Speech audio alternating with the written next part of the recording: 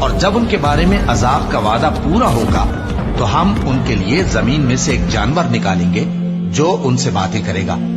یہ ہم اس لیے کریں گے کہ لوگ ہماری آیتوں پر ایمان نہیں لاتے تھے۔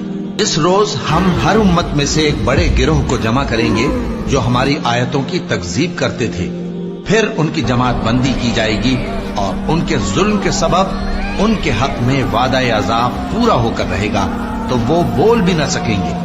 اور تم پہاڑوں کو دیکھتے ہو تو خیال کرتے ہو کہ مضبوط جمے ہوئے ہیں، مگر وہ اس روز اس طرح اڑتے پھریں گے جیسے بادل۔ یہ اللہ کی کاریگری ہے جس نے ہر چیز کو مضبوط بنایا، بے شک وہ تمہارے سب افعال سے باخبر ہے۔ جو شخص نیکی لے کر آئے گا تو اس کے لیے اس سے بہتر بدلہ تیار ہے، اور ایسے لوگ اس روز گھبراہٹ سے بے خوف ہوں گے، اور جو برائی لے کر آئے گا تو ایسے لوگ اوندھے منہ دوزخ میں ڈال دیے جائیں گے۔